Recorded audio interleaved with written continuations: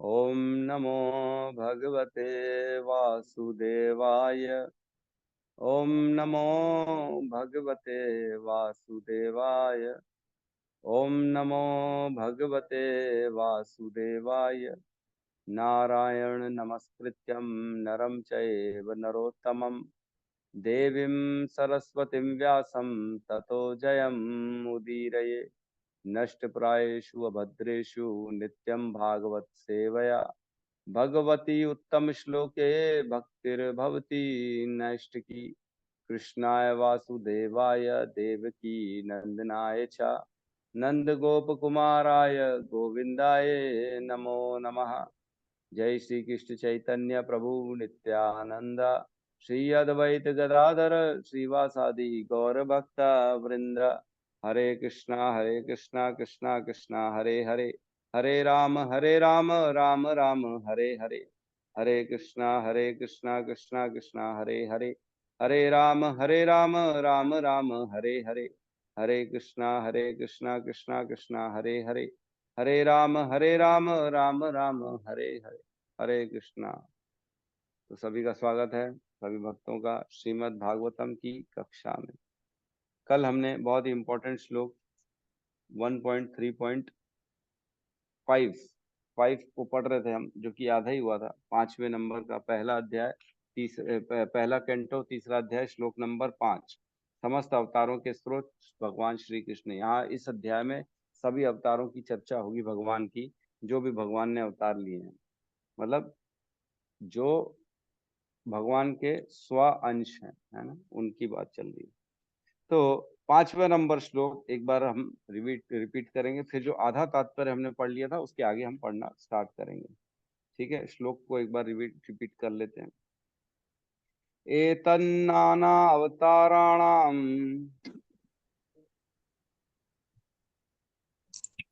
एतन्नानावताराणां निधानाम बीजम अव्ययम निधानं बीजम् अव्ययम्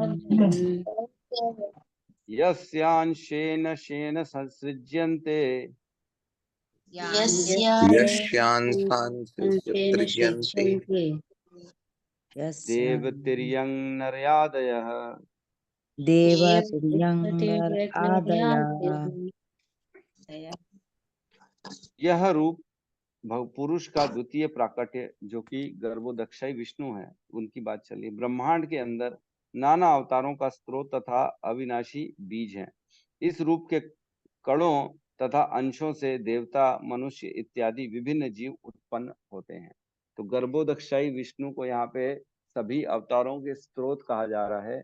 उन्हीं से नाना अवतार, नाना अवताराणाम, बहुत अवतार, एतन नाना अवताराणाम कहाँ से निकल रहे हैं? निदानम बीजम अव्ययम, जो कि है गर्भोदक्षाई विष्णु से अनेक अनेक अवतार प्रकट हो रहे हैं। यश्यांशेन सृज्यन्ते, तो उनके अंश जो हैं और अंश के अंश भी हैं, है ना, उनसे अलग अलग तरह की सृष्टियां उत्पन्न हो रही। सृज्यन्ते, अलग अलग तरीके से उत्पन्न हो रहे हैं।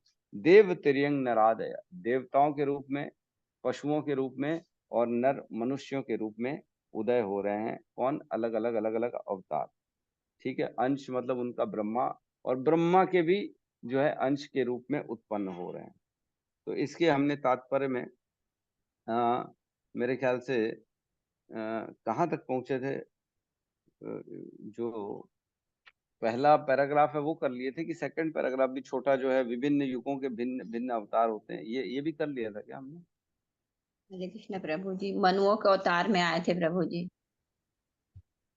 मनुओं के अवतार, अच्छा, यहाँ पे अपन ये वाले यहाँ तक हो गए थे। दूध दही जैसा, जैसे शिव, शिव कोई सामान्य जीव नहीं है, ये वाला हो गया था क्या?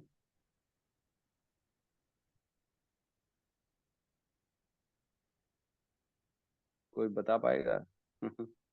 कोई? प्रभु जी शिव वाला नहीं हुआ था प्रभु जी। शिव वाला नहीं हुआ था ना? हाँ, तो ठीक है, हम वहां से चालू करते हैं। ठीक है, यहाँ पे तात्पर्य में शील प्रभुपाद कहते हैं, भगवान श्री विष्णु परमेश्वर से अभिन्न है ना। शिव परमेश्वर तथा जीवों के बीच की स्थिति में है और ब्रह्मा सदैव जीव तत्व होते हैं। तो यहाँ पे ब्रह्मा विष्णु महेश इनकी चर्चा चल रही है कि अवतारों में जो है ब्रह्मा विष्णु महेश की क्या स्थिति है। तो बता रहे हैं विष्णु जो है वो तो परमेश्वर से अभिन्न है, वो तो भगवान हमने पढ़ लिया कि कैसे पुरुष अवतार होता है। पहले कारणोदक्षाई विष्णु होते हैं, फिर गर्भोदक्षाई विष्णु, फिर जो है क्षीरोदक्षाई विष्णु। तो क्षीरोदक्षाई विष्णु ही है जो कि गुणों को स्वीकार करते हैं, गुणों में प्रवेश करते हैं, जो सत्व गुण को एक्सेप्ट करते हैं और इस सृष्टि का संचालन, इस सृष्टि का पालन करते हैं। और जो ब्रह्मा और शिव हैं ये गुणों को स्वीकार करते हैं। तो शिव जो है वो भगवान जब तमोगुण को स्वीकार करते हैं तो शिव बनते हैं, और जब रजोगुण को स्वीकार करते हैं तब ब्रह्मा बनते हैं। तो यहाँ बता रहे हैं कि ब्रह्मा तो कौन है, वो तो जीव तत्व है, वो तो जीव है। जैसे हम हैं वैसे ब्रह्मा जी हैं, वो भी जन्म होता है और उनकी भी मृत्यु होती है। तो जैसे हम इन पंच तत्व से बने हैं वैसे ब्रह्मा जी भी इन पंच तत्व से बने हैं। भूमि, गगन, वायु, अग्नि और नीर, है ना, इनसे बना है। तो ब्रह्मा जी की सृष्टि जो है, लेकिन ब्रह्मा जी थोड़े से जो है बहुत ज्यादा, थोड़े नहीं बहुत ज्यादा उन्नत हैं। और ब्रह्मा कौन बनता है, हमने पहले भी चर्चा करी है, जो 100 जन्मों तक वर्णाश्रम धर्म का पालन करे या कोई बहुत ज्यादा पुण्य आत्मा हो, उसको ब्रह्मा की पदवी मिलती।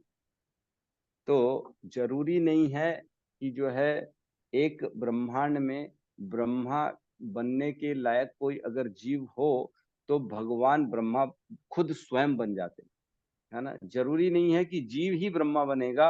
अगर जीव कोई उपयुक्त नहीं मिलता उस ब्रह्मांड में तो स्वयं विष्णु अपना एक्सपांशन करके ब्रह्मा बन जाते। तो हर सृष्टि में अलग अलग होता है, लेकिन हमारी सृष्टि, हमारा जो ब्रह्मांड है इसमें ब्रह्मा जी हैं जो चतुर्मुखी ब्रह्मा है, उनके 4 मुख हैं और वो एक जीव है। ठीक है। अब यहाँ पे शिव जी के लिए कह रहे हैं कि शिव जो हैं वो जीव और भगवान के बीच की स्थिति में। तो शिव जो है वो जीव नहीं है, उनकी जन्म मृत्यु नहीं होता है, वो तत्व अलग चलता है। और हर ब्रह्मांड में शिव जी प्रवेश करते हैं, शिव तत्व प्रवेश करता है, शंभु तत्व जिसको कहते हैं वो प्रवेश करते हैं और संहार का अपने ऊपर जिम्मेदारी लेते हैं, डिस्ट्रक्शन का। जैसे ही भगवान की इच्छा होती है इसका डिस्ट्रक्शन करना है तो शिव जी एक्टिवेट होते हैं और उसको डिस्ट्रक्ट कर देते हैं पूरे ब्रह्मांड को। तो शिव जी क्या भगवान है, तो भगवान कह भी सकते हो और नहीं भी कह सकते हो, उनको दोनों है, भगवान है भी और नहीं भी है। तो इसकी एक्सप्लेनेशन आती है ब्रह्म संहिता में, श्लोक नंबर 45 में। इसमें कहते हैं क्षीरम यथा दधि विकार विशेष योगात् संजायते न हि तत् पृथग अस्ति हेतो यह शंभु तमापि तथा समुपेति कार्यात् गोविंदम आदि पुरुषम तम अहम भजामि। मतलब जिस प्रकार दूध खटाई या जामन आदि के संयोग से दही में बदल जाता है किंतु फिर भी अपने उपादान कारण दूध से वह न तो समान होता है और न ही उससे पृथक होता है, उसी प्रकार संहार कार्य के निमित्त जो शंभु रूप में परिणित हो गए हैं उन आदि पुरुष भगवान गोविंद का मैं भजन करता हूँ। मतलब भगवान कृष्ण जो हैं वो जब अपना तमोगुण स्वीकार करते, जिस प्रकार दूध में खटाई डालने से दही बन जाता है, ठीक है, तो क्या दही दूध एक ही है? नहीं, एक तो नहीं है। दूध का काम अलग है, दही का काम अलग है। लेकिन क्या दही दूध से अलग है? अलग है भी और नहीं भी है, क्योंकि दूध नहीं होगा तो दही बनेगी नहीं, दूध से ही दही बनता है, दूध नहीं तो दही भी नहीं। लेकिन क्या दही से दूध दोबारा बन सकता है? तो बोले नहीं, नहीं बन सकता। तो उसी प्रकार जब भगवान अपने आप में तमोगुण का स्पर्श करते हैं तो वो जो अंश तमोगुण का स्पर्श करता है वो बन जाता है शिव, शिव शंभु बन जाता है। और जो शंभु बनते हैं वो दोबारा शिव तो बन नहीं सकते क्योंकि वो तमोगुण को स्वीकार कर चुके हैं। जैसे दूध से दही बना है, लेकिन दूध और दही में कोई भेद नहीं होता, दूध है, दूध का ही अंश दही है, वैसे ही भगवान का ही अंश शिव है। इसलिए शिव भी भगवान है, भगवान से अभिन्न है, लेकिन शिव जो है वो तमोगुण को स्वीकार करते हैं, इसलिए वो शिव कहलाते हैं। ठीक है, इसमें समझ में आ रहा है कि जीव और परमेश्वर के बीच की स्थिति है शिव जी की। शिव जी न जीव है न पूर्ण रूप से परमेश्वर है, लेकिन हाँ परमेश्वर के अंश जरूर है, भगवान से अभिन्न है, लेकिन तमोगुण के कारण वो पूर्ण रूप से, जैसे एक दिया होता है ना, सपोज करो, है ना, एक दिया है और उसके चारों ओर अगर धुआं धुआं फैल गया है तो दिए का प्रकाश जो होता है वो कम हो जाएगा, पूर्ण रूप से प्रकाशित नहीं कर पाएगा क्योंकि धुआं भर चुका है वहां पे। लेकिन क्या मतलब दिया जो है, जो बिना धुआं का है और जो धुएं वाला दिया है, दोनों में कोई फर्क है? नहीं, कोई फर्क, समान है। लेकिन एक को धुएं ने ढक लिया है, एक को धुएं ने नहीं ढका है। तो जिसको धुएं ने ढक लिया उसके प्रकाश में थोड़ा सा धुंधलापन आ जाता है कि इतना प्रकाश नहीं छोड़ेगा क्योंकि धुआं आ गया है। लेकिन एक दिया जो कि बगैर धुएं का है, वहां पे प्रकाश पूर्ण रूप से फैलेगा। तो वही फर्क है जैसे कृष्ण और शिव में। कृष्ण में पूर्ण रूप से सारी शक्तियां निकल के आती हैं, लेकिन शिव जी में क्योंकि तमोगुण के स्पर्श के कारण वो सारी शक्तियां नहीं रह पाती, वो प्रकाश थोड़ा सा कम हो जाता है। लेकिन दोनों में फर्क है क्या? कोई फर्क नहीं, सेम वैसे ही है शिव जी और भगवान में, कृष्ण में कोई अंतर नहीं है। ठीक है, समझ में आ रहा है ना? किसी को कोई प्रॉब्लम तो नहीं, कोई कंफ्यूजन तो नहीं? आगे कहते हैं जो सर्वोच्च पुण्य आत्मा जीव या भगवत भक्त हैं, श्री भगवान द्वारा उनको सृष्टि करने की शक्ति प्रदान की जाती है और वह ब्रह्मा कहलाता है। ये बहुत इंपॉर्टेंट लाइन है। जो सर्वोच्च, जो पूरे ब्रह्मांड में जितने भी जीव हैं उनमें से सबसे जो सर्वोच्च पुण्यात्मा जीव या भगवत भक्त है, तो जिसने बहुत ज्यादा पुण्य किए हैं वो, या जो बहुत अच्छा भक्त है वो, इन दोनों में से श्री भगवान द्वारा उनको सृष्टि करने की शक्ति प्रदान की जाती है, उनको शक्ति प्रदान की जाती है और वो ब्रह्मा कहलाता है। ब्रह्मा कौन कहलाता है? जिसको भगवान शक्ति देते हैं सृष्टि उत्पन्न करने की। और किसको शक्ति देते हैं भगवान? जो सर्वोच्च पुण्यात्मा हो या फिर जो भगवत भक्त हो। तो भक्त तो हम लोग भी हैं तो क्या हम भी ब्रह्मा बन सकते हैं? अखिल आत्म प्रभु, क्या अगले जीवन में ब्रह्मा बनना चाहेंगे आप? नहीं बनना चाहेंगे प्रभु जी। क्यों क्यों नहीं बनना चाहेंगे? तो फिर मरना पड़ेगा ना प्रभु जी। हाँ, बहुत सही कहा प्रभु जी ने। ब्रह्मा जी से लेकर नीचे तक सबको जो है जन्म मृत्यु के चक्र में फंसे हुए हैं। तो ब्रह्मा बन सकते हैं, कोई भी भक्त बन सकता है अगर वो एलिजिबल हो, अगर वो भगवान की नजर में बराबर उसके लायक बैठेगा तो भगवान उसको ब्रह्मा बना सकते हैं, कोई बड़ी बात नहीं।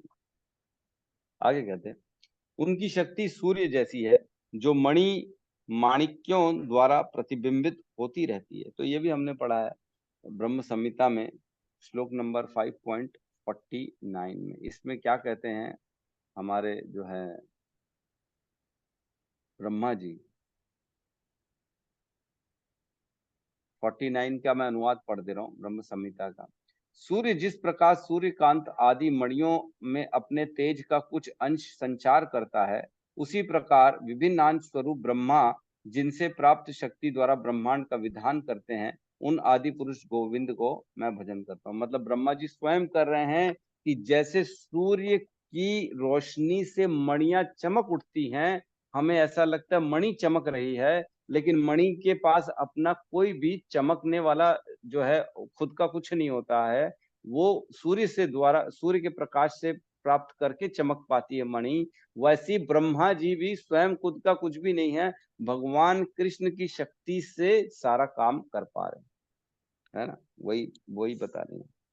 जब ब्रह्मा का स्थान ग्रहण करने के लायक कोई जीव नहीं होता, तो श्री भगवान स्वयं ब्रह्मा बनकर इस कार्यभार को ग्रहण करते हैं। ये मैं नहीं कह रहा हूं, ये श्रील प्रभुपाद कह रहे हैं, है ना? क्या कह रहे हैं? जब कोई भी लायक नहीं रहता जीव, जैसे अखिल आत्म प्रभु ने मना कर दिया, नहीं नहीं मैं नहीं बनूंगा ब्रह्मा, तो अगली सृष्टि में भगवान बोलेंगे अरे आप ही तो लायक हो, और तो कोई लायक है ही नहीं सृष्टि में, कैसे करें? आप भी मना कर रहे हो। तो बोले नहीं नहीं प्रभु, मैं ब्रह्मा नहीं बनूंगा। तो भगवान बोलेंगे ओहो अब तो कोई मिला ही नहीं मेरे को ब्रह्मा बनने के लिए, तो मेरे को खुद को बनना पड़ेगा। तो उनको स्वयं को ब्रह्मा बनना पड़ेगा। क्यों? क्योंकि कोई जीव उस लायक है ही नहीं, है ना। एक था, उसने भी मना कर दिया। ऐसा मना मत करना प्रभु जी। अगला ब्रह्मांड कैसे होगा फिर? ठीक है, तो स्वयं ब्रह्मा बन जाते हैं भगवान।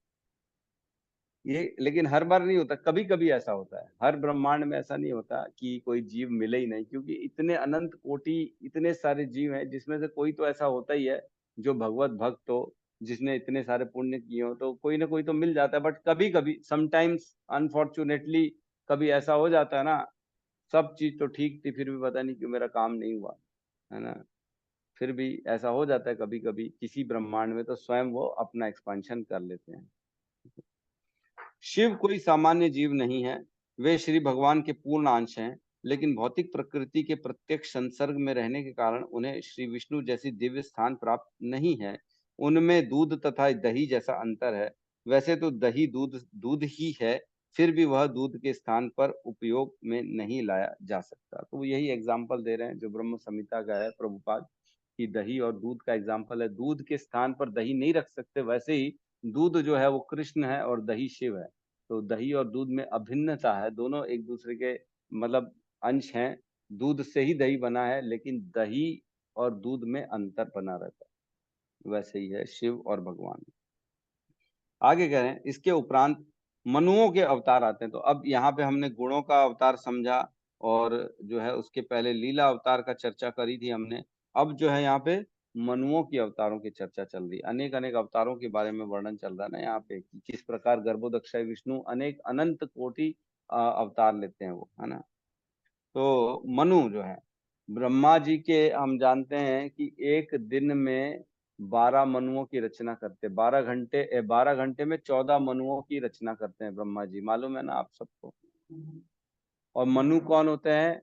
मनु वह जीव होता है जिससे मनुष्य बनते हैं, उनके ही आगे चल के सारे जो है ना, जैसे उसमें बोलते थे ना, बाइबल में किसमें बोलते हैं, एडम और ईव, जो पहला व्यक्ति था एडम, है ना, जिससे मनुष्य उत्पन्न हुए। तो हमारे शास्त्र कहते हैं पहला व्यक्ति कौन था? मनु, है ना। एडम ईव की जगह मनु और शत्रुपा, है ना। इन्हीं से ही मनुष्य की प्रजातियां स्टार्ट हुई थी। इसके उपरांत मनुओं का अवतार आते हैं। ब्रह्मा के जीवन के एक दिन हमारे सौर वर्षों की गणना के अनुसार 43 लाख इंटू 1000 वर्ष में 14 मनु होते हैं। तो मैंने बताया जैसे 12 घंटे में 14 मनु होते हैं उनके, तो वैसे ही 12 मनु बनते हैं ब्रह्मा जी के एक दिन में। इस प्रकार ब्रह्मा का एक मास में 420 मनु तथा ब्रह्मा के एक वर्ष में 5040 मनु होते हैं। बाप रे बाप, सोच पा रहे हो? एक मनु में 1000 चतुर्युग होते, नहीं 71 चतुर्युग होते हैं। 1000 चतुर्युग तो टोटल दिन में होते हैं ब्रह्मा जी के। एक मनु में 71 चतुर्युग होते हैं। एक चतुर्युग मतलब 43,20,000 साल इंटू 71, इतनी अवधि होती है एक मनु की, है ना। एक मनु की अवधि इतनी होती है। और ऐसे 14 मनु बनते हैं ब्रह्मा जी के एक दिन में। और ऐसे ऐसे करते ब्रह्मा जी की 100 वर्ष की आयु में कितने हो गए? 5,04,000 मनु हो गए। हमारी गणना से बाहर है टोटल, हम तो कुछ भी नहीं है इसके सामने। ब्रह्मांडों की संख्या अनगिनत है, और इनमें से प्रत्येक में एक एक ब्रह्मा होते हैं। और ये सब पुरुष के श्वास छोड़ने और लेने जितने समय में उत्पन्न तथा विनष्ट हो जाते हैं। अतएव कल्पना की जा सकती है कि पुरुष के एक श्वास काल में कितने लाख मनु होते होंगे। बाप रे बाप। तो यहाँ बता रहा है एक ब्रह्मांड में, एक ब्रह्मा जी के पूरे जीवन काल में 5,04,000 मनु होते हैं। और ऐसे अनंत कोटि ब्रह्मांड एक सांस के द्वारा महाविष्णु के द्वारा उत्पन्न हो रहे हैं। और जब सांस लेते हैं तो ऐसे अनंत ब्रह्मांड विनष्ट हो जाते हैं। तो एक महाविष्णु की सांस में कितने सारे मनु हो जाएंगे? एक ब्रह्मांड में इतने मनु हो गए, 5,04,000 मनु। तो कहते हैं श्रील प्रभुपाद भगवत गीता के तात्पर्य में कि जितने अटलांटिक सागर में बुलबुलें हैं उतने ब्रह्मांड हैं। अब सोचो कितने ब्रह्मांड है, उसमें कितने मनु हो गए। अरे बाप रे, हमारा तो सोचने की भी कल्पना नहीं पहुंच पा रही, इतने मनु है वहां पे। तो ये सारे मनु कौन है? ये सारे मनु भगवान के ही अवतार हैं, कृष्ण के अवतार हैं सारे मनु, जो हर ब्रह्मांड में आते जा रहे हैं। आगे कह रहे हैं इस ब्रह्मांड के प्रमुख मनु इस प्रकार है। अब हम अपने ब्रह्मांड पे आ रहे हैं। हमारे ब्रह्मांड में जो अभी एट प्रेजेंट ब्रह्मा जी का दिन चल रहा है, उसके जो 14 मनु हैं उनकी बात चल रही है कि इन 14 मनुओं का नाम क्या है और इनके कौन अधिष्ठाता है। ठीक है, तो ये हैं इस प्रकार। स्वयंभू मनु, जो इस ब्रह्मांड, जो अभी हम जिस समय में रह रहे हैं, ब्रह्मा जी का जो अभी दिन चल रहा है, इसका सबसे पहला मनु कौन था? वो स्वयंभू मनु था। ठीक है, स्वयंभू मनु के रूप में यज्ञ। ठीक है, तो मैंने सुना था जो स्वयंभू मनु थे ना, वो इतने बड़े भक्त थे कि जब वो आए थे, उनका मनवंतर स्टार्ट हुआ था, तो वो पूरा मनवंतर अपनी पत्नी के साथ सिर्फ और सिर्फ भगवान की कथा कीर्तन का श्रवण किया उन्होंने। पूरा मनवंतर सबको भक्ति में लगा दिया उन्होंने। सोचो, पूरा मनवंतर मीन्स 1000 चतुर्युगी। नहीं, ये तो ब्रह्मा जी का, सॉरी, ये तो ब्रह्मा जी का एक दिन हो गया। एक मनवंतर मीन्स 71 चतुर्युगी, है ना। बड़ा कंफ्यूजन है, समझ में आ रहा है कि नहीं आ रहा है? किसी को डाउट जा रहा है क्या? एक मनवंतर में 71 चतुर्युगी, है ना, और ऐसे 14 मनवंतर मिलके ब्रह्मा जी का एक दिन बनता है। तो हम ब्रह्मा जी का जो एक दिन अभी एट प्रेजेंट है उसकी चर्चा कर रहे हैं, कौन से 14 मनु उसमें उत्पन्न हुए हैं। तो सबसे पहले मनु हुए स्वयंभू मनु, और स्वरोचिष, उसके बाद स्वरोचिष मनु, उसके बाद उत्तम मनु, फिर तामस मनु। इन सब के नाम भी लिखे हुए हैं कि कौन कौन अधिष्ठाता था। जैसे रैवत मनु के रूप में वैकुंठ, चक्षुषु मनु के रूप में अजीत, वैवस्वत मनु के रूप में वामन। और ये जो अभी हम रह रहे हैं, जो अभी चल रहा है, ये वैवस्वत मनुवंतर चल रहा है, जिसमें ब्रैकेट में लिखा है वर्तमान युग वैवस्वत मनु के अधीन है। तो वैवस्वत मनु जो है 7वां मनु है। 7वें मनु की 28वीं चतुर्युगी चल रही है, और 28वीं चतुर्युगी का कलयुग चालू हुआ है अभी, और उसको भी 5000 साल हो चुके हैं। तो ब्रह्मा जी की अवधि ये हुई है। ब्रह्मा जी के टोटल 50 साल निकल चुके हैं। ब्रह्मा जी के 50 साल के बाद वह 51वां साल चल रहा है। 51वां साल के पहला दिन चल रहा है। पहले दिन के 7 मनवंतर निकल चुके, 7वां चल रहा है। 7वें मनवंतर की 28वीं चतुर्युगी चल रही है, और 28वीं चतुर्युगी का कलयुग अभी अभी स्टार्ट हुआ है 5000 साल पहले। तो हम ऐसे समय में रह रहे हैं, है ना। आगे कह रहे हैं सावर्णी मनु के रूप में सार्वभौम, दक्ष सावर्णी मनु के रूप में ऋषभ, ब्रह्म सावर्णी मनु के रूप में विश्वक्सेन, धर्म सावर्णी मनु के रूप में धर्म सेतु, रुद्र सावर्णी मनु के रूप में सुदामा, देव सावर्णी मनु के रूप में योगेश्वर, और इंद्र सावर्णी मनु के रूप में बृहद बृहद भानु। ये 14 मनुओं के एक समुच्चय नाम है, जो 4 करोड़ या नहीं, उससे भी ज्यादा है, वर्षों का काल पूरा करते हैं। तो सोचो हमारे शास्त्र कितने सटीक हैं कि इतने काल के बाद जो होने वाला है उसको भी अभी से बता दिया, उनका नाम बता दिया, उसका अधिष्ठाता बता दिया, सब बता दिया शास्त्रों ने कि क्या आने वाला है, क्या हो चुका है। क्या कोई एक आदमी इतना समय रह सकता है? इतने मनु रह सकता है? कोई नहीं रह सकता, कोई नहीं देख सकता। लेकिन शास्त्र बताते हैं एग्जैक्टली क्या होने वाला है, क्या हुआ है, उनके नाम तक बताते हैं। इवन हम जानते हैं जो कलयुग के अंत में कल्कि अवतार आने वाले हैं, उनका भी नाम मालूम है। कल्कि नाम से भगवान अवतार लेंगे उड़ीसा के संबलपुर प्रांत में, और जो कि विष्णुरात के पुत्र बनेंगे, और सफेद कलर के घोड़े में चलेंगे, और सारे इस संसार से असुरों का और अधर्मियों का नाश करेंगे, और वो फिर से सतयुग का प्रारंभ करके जाएंगे। ये हम पढ़ चुके हैं। तो सोचो शास्त्र कितनी सटीक जानकारी देते हैं हमारे को, तो भी लोग शास्त्र को रिजेक्ट कर देते हैं। नहीं नहीं, कुछ भी लिखा है, ऐसा थोड़ी, किसी ने देखा थोड़ी, अरे किसी ने नहीं देखा क्या मतलब है? शास्त्र बता रहे मतलब मानना चाहिए, हमारे को सरेंडर करना चाहिए शास्त्रों में। ठीक है, तो इस प्रकार हम मन्वंतर के अवतारों की भी चर्चा कर लिए। अब आगे पढ़ते हैं। फिर युगावतार भी होते हैं, 4 युग के 4 अवतार। उसके युगों के नाम है सतयुग, त्रेता, द्वापर और कलयुग। प्रत्येक युग के अवतार का रंग भिन्न होता है। ये रंग है श्वेत, काला, श्वेत, लाल, काला तथा पीला। द्वापर युग में भगवान कृष्ण काले, काले मतलब श्याम वर्ण के प्रकट हुए, और कलयुग में श्री चैतन्य महाप्रभु पीले रंग में प्रकट हुए। तो सतयुग और द्वापर में कौन कौन प्रकट हुआ, कौन बताएगा? श्वेत और लाल रंग के कौन थे, बताओ। सतयुग में श्वेत कलर के भगवान अवतार लेके आए थे, और त्रेता में लाल रंग के भगवान अवतार लेके आए थे। कौन थे, याद है किसी को, मालूम है? प्रभु जी रक्त मतलब लाल रंग के थे राम जी, और नहीं, श्वेत में नारायण। नहीं, नहीं। नहीं, ये नहीं है। चलो मैं बता दे रहा हूँ। तो सतयुग में जो श्वेत रंग के भगवान अवतार लिए वो थे हंस अवतार, सफेद कलर के हंस अवतार। और जो है त्रेता युग में जो लाल रंग के उत्पन्न हुए वो यज्ञ अवतार, यज्ञ के रूप में भगवान आए त्रेता में।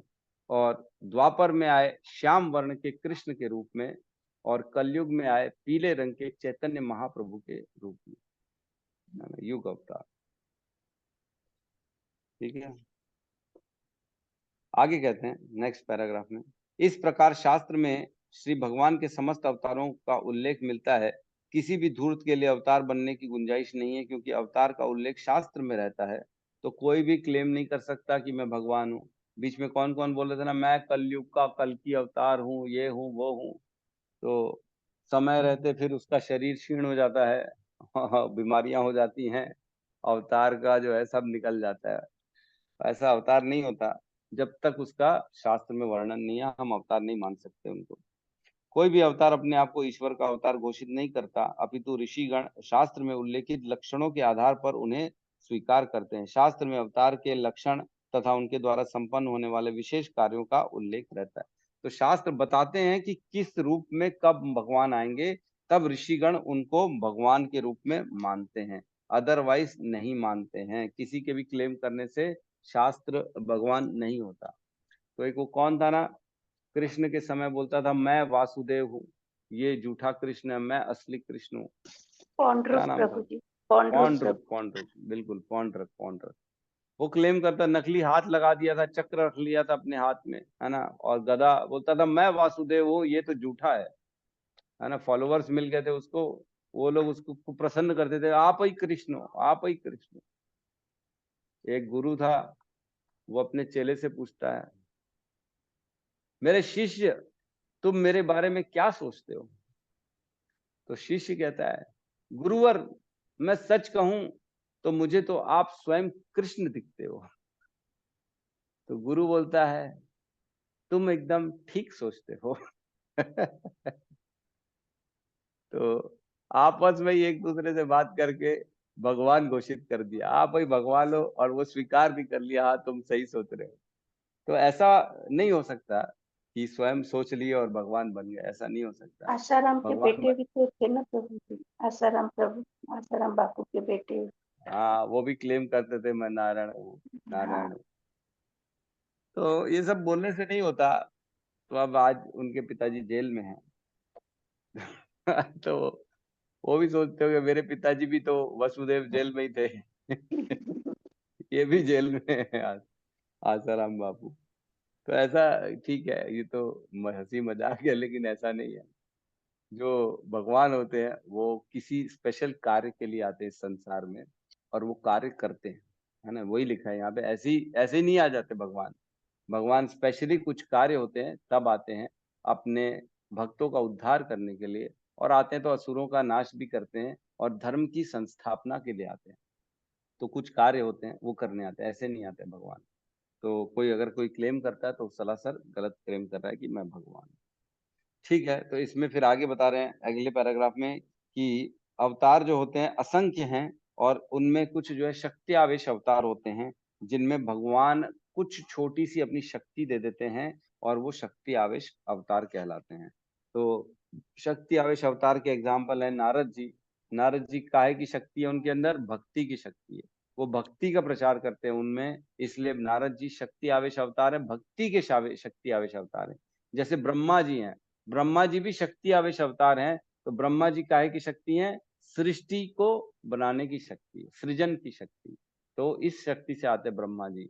4 कुमार आते हैं, वो भी भगवान के शक्ति आवेश अवतार हैं। वो किस किस पर्पज से आते हैं? वो ज्ञान के पर्पज है, उनके अंदर ज्ञान की शक्ति है, ज्ञान है उनके अंदर। अगले श्लोक में हम पढ़ेंगे 4 कुमार का ही अगला श्लोक है 6ठा नंबर, जिसमें 4 कुमार ने अपने पिता ब्रह्मा जी से ऐसा प्रश्न पूछ डाला कि ब्रह्मा जी कंफ्यूज हो गए। ब्रह्मा जी कंफ्यूज हो गए तो उनका आंसर देने के लिए स्वयं भगवान हंस अवतार में आए और उनका आंसर दिया 4 कुमार। तो हंस अवतार तब हुआ था, उसका चर्चा हम करेंगे अगले श्लोक में। तो 4 कुमार जो हैं ज्ञान के शक्ति आवेश अवतार हैं। व्यास देव जो हैं वो भी भगवान के शक्ति आवेश अवतार हैं। हमारे प्रभुपाद जी हैं वो भी शक्ति आवेश अवतार। तो इस प्रकार भगवान के शक्ति आवेश अवतार होते हैं। और भी एग्जाम्पल है, पृथु है, पृथु महाराज, अनंत हैं, शेष नाग हैं, ये सारे जो है भगवान के शक्ति आवेश अवतार हैं। और शक्ति आवेश अवतार और कुछ होती है विभूतियां, है ना, विभूतियां अलग होती हैं, शक्ति आवेश अवतार अलग होते हैं। भगवान की विभूतियां मतलब भगवान का इनडायरेक्ट कुछ न कुछ उसमें शक्ति आती है, उसको विभूतियां कहते हैं। और जब भगवान की डायरेक्ट शक्ति किसी में जाती है तो उसको शक्ति आवेश अवतार कहते हैं। तो इनडायरेक्ट शक्तियां किसमें आ जाती हैं? जैसे देवता है, सूर्य देव है, चंद्र देव है, वरुण देव है, इनमें भी शक्तियां हैं, भगवान की इनडायरेक्ट शक्तियां हैं, तो इनको विभूतियां कहते हैं। जैसे भगवान ने 10वें अध्याय में भगवत गीता में अपनी विभूतियों का वर्णन किया। मैं अचरों में हिमालय हूँ, मैं देवताओं में इंद्र हूँ, मैं मरुद गणों में ये हूँ, मैं कुबेर हूँ। इस तरह का भगवान ने बहुत सारा बताया अपनी विभूतियां, है ना, अपने ऐश्वर्य भगवान ने बताया। तो वो सारी भगवान की विभूतियां कहलाती हैं, जिनमें भगवान इनडायरेक्टली मौजूद रहते हैं। ठीक है, ये श्लोक बड़ी मुश्किल से कंप्लीट हो पाया है। किसी का कोई प्रश्न तो नहीं है इस श्लोक में?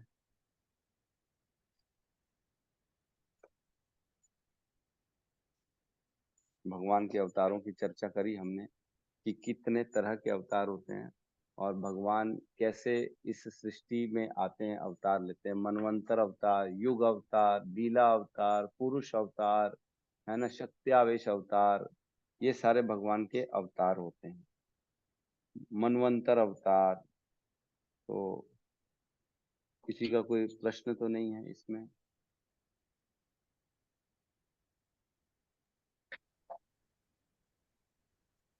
ठीक है, कोई प्रश्न नहीं है। हरे हरे और कृष्ण समय प्रभु जी, दंडवत प्रणाम। प्रभु हरे जी, मेरे से कृष्ण। किसी ने पूछा कि दही क्यों नहीं खाते इस महीने में, तो मैं बोला मेरे को नहीं मालूम। क्या माता क्या जी? दही क्यों नहीं खाते इस महीने में? दही क्यों नहीं खाते हैं इस महीने में? श्रावण जी। और भाद्र में दही नहीं खाना है, हमारे को दही वर्जित होती है। और श्रावण में हम हरी पत्ती, हरी सब्जी नहीं खाते हैं। तो क्यों नहीं खाते हैं भाई? अब इसकी इतने गहराई में तो मैं भी गया नहीं हूँ, किसी से पूछना पड़ेगा। हाँ हाँ, मेरे मैं को पूछते तुम लोग परहेज करते हो तो क्यों क्यों करते हो। मैं बोला हो सकता है ज्यादा जर्म्स पैदा हो जाते होंगे बारिश में, मैं पूछ के बताऊंगी, मुझे पता नहीं है। फिर अगले महीने में दूध भी है। हाँ, दूध का तो खैर देखो, मेरे को मालूम है कि दूध हम इसलिए नहीं खाते क्योंकि जो है ना, ये बारिश का मौसम होता है, और बारिश के जो सावन भादो बारिश में क्या होता है, काफी सारे जो है कीड़े उत्पन्न हो जाते हैं, जो भूसों में, और जो गाय जो खाती है, जो ये लोग खाते हैं, पशु जो भी खाते हैं, उसमें काफी सारे कीड़े उत्पन्न हो जाते हैं। इसलिए गाय जो खा के दूध देती है, तो दूध को वर्जित कर दिया है कि कहीं दूध में भी ना उसका थोड़ा सा बैक्टीरिया आ जाए, इसलिए 1 महीने दूध को भी त्याग दो। इस प्रकार जो है हम अगले महीने में दूध को त्यागेंगे। क्यों? क्योंकि उसमें संभावना बनी रहती बीमारियों की और बैक्टीरिया की, इसलिए उसको हम त्यागते हैं। और सावन में हरी सब्जी को क्यों त्यागते हैं? क्योंकि हरी सब्जी में कीड़े लग जाते हैं, सावन में बारिश होती है, अलग अलग तरह के फंगस उत्पन्न हो जाती है और छोटे छोटे बैक्टीरिया कीड़े आ जाते हैं हरी सब्जी में, इसलिए हम उसको त्याग देते हैं। और दही इसलिए त्यागते हैं क्योंकि इस मौसम, ये मौसम जो होता है ना तुरंत पलटता है। ये भाद्रव में जो है ना देखेंगे हम, क्लाइमेट चेंज हो जाता है, तो हमारा जो बॉडी होती है उसको एक्सेप्ट करने के लिए उसको थोड़ा सा समय देना पड़ता है। दही खाने से क्या होता है, आपकी गला खराब होने के चांस बढ़ जाते हैं। मेरे को ऐसा लगता है ये रीजन होना चाहिए, बाकी एग्जैक्टली मेरे को नहीं मालूम, इसलिए हम लोग इसको त्याग देते हैं 1 महीने के लिए। तो ये सारे कारण हैं शास्त्र में, और हमारे सीनियर से पूछेंगे, पता करेंगे तो बिल्कुल आपको सटीक उसका आंसर मिल जाएगा, जो कि मैं नहीं दे पा रहा हूँ, मेरे पास अभी उसका आंसर नहीं। ठीक है माता जी, जी, धन्यवाद। धन्यवाद। ठीक है, और किसी का कोई प्रश्न है तो ले लेते हैं, क्योंकि समय बचा हुआ है हमारे पास।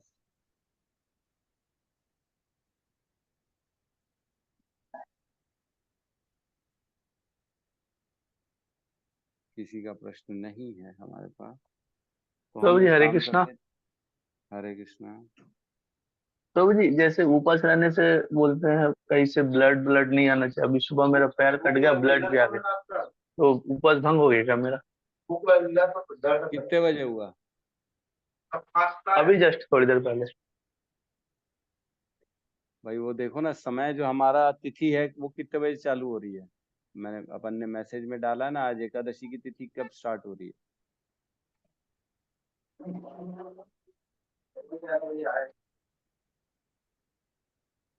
नहीं दिख रहा क्या? 5 बजे के बाद होगी। 5:47 से है प्रभु जी। आज 5:47 से है। खैर तिथि तो कल से ही लग गई है एकादशी, तो आज तो एकादशी रहेगी सुबह, लेकिन सूर्योदय के पहले हो गया था आपका। प्रभु जी 6 बजे के बाद हुआ है। हाँ तो सूर्योदय हो चुका है तो बराबर है आपका, एकादशी थोड़ा सा भंग तो हो गया है बिल्कुल। जी प्रभु जी। ठीक है, तो भी आप अपने व्रत का पालन करिए, यथाशक्ति जी रखिए। अब क्या करें, त्रुटियां तो थोड़ी बहुत होती रहती हैं, हम तो बद्ध अवस्था में है ना, त्रुटियां होती रहती हैं। तो हम भगवान से प्रार्थना कर सकते हैं कि भगवान अब ये न चाहते हुए भी हो गया, ठीक है, आप मेरे फिर भी व्रत को स्वीकार कर लीजिएगा, मैं निष्ठा के साथ रख रहा हूँ, और अगर शक्ति हो तो 1 दिन और रख सकते हैं, त्रयोदशी तक भी व्रत रख सकते हैं, तो फिर स्वीकार कर लेंगे, ऐसा हो जाता है। जी प्रभु जी। हरे ठीक है, कृष्ण प्रभु जी, दंडवत प्रणाम। प्रभु जी, खून हरे खून आने से क्या होता है? व्रत का क्या रिलेशन है? व्रत खंडित हो जाता है। हाँ, मालूम है, वो अनजाने में आया तो भी। हाँ तो भी हे भगवान, ये भी हर कानूनी आदमियों के लिए अब लग गया, गलती से आया तो व्रत कर। हाँ गलती से आ जाता है तो भी ऐसा होता है, क्या कर सकते हैं। ठीक है, तो हम यहाँ पे आज क्लास को अब क्लोज करते हैं। सब धन्यवाद, सब मिलके हरे कृष्ण महामंत्र का जाप कर लेते हैं। हरे कृष्णा हरे कृष्णा हरे कृष्णा कृष्णा कृष्णा हरे कृष्णा हरे हरे हरे हरे हरे राम राम राम राम हरे हरे। सभी भक्त सभी वृंद की भक्तवृंद जय। की जय। जय। जगत गुरु शील गुरु श्रील प्रभुपाद की प्रभुपाद जय। की जय निताई गौर प्रेमानंदे। हरि हरि बोल, हरि बोल। हरि हरि हरि हरि।